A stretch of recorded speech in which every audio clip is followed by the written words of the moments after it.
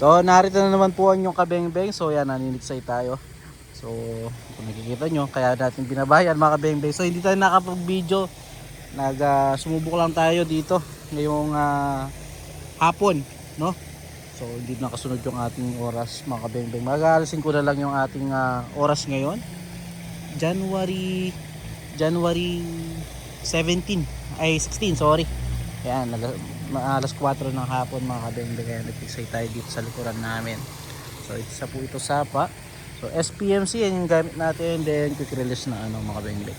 So meron tayong nakakuha na isda ngayon. So yan, nakachamba tayo. Uwi na lang sana tayo kasi maraming tilapia dito kaso medyo maliliit pa. Tingin-ray natin talaga dalag. At yan, nakakuha tayo ng dalag yan. Napakaganda ng tama mga kabengbeng, walang kawala. Kaya nakuha ko pa mag-video. Yan, sumabit pa yata. Shit. Ayan. Nga ang dalag. So nung nakita natin, lakda agad yung dalag nung pagkakuha natin eh. So yun, nasabi itong ating excite dart dun sa ating dito sa ugat ng mangga. So yun, napulapot siya mga kabengbeng. So pasensya na, wala tayong kasama nag-video at wala din akong mounting ngayon. So ilang mapigtas. Ayan, napakalaki. Ayan, napakalaking dalag mga kabengbeng.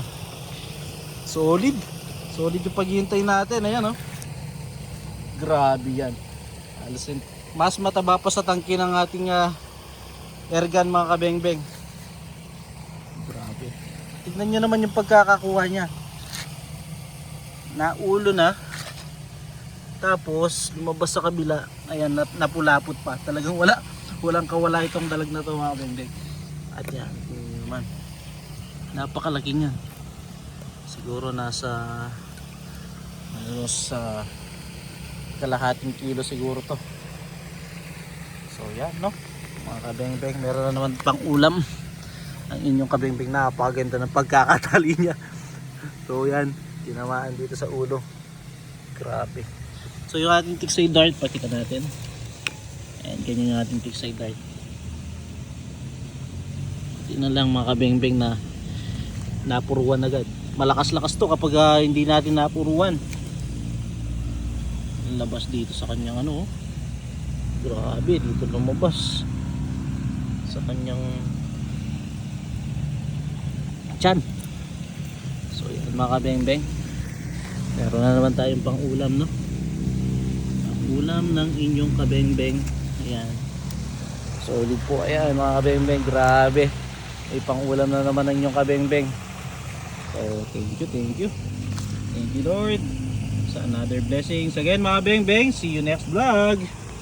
Peace out.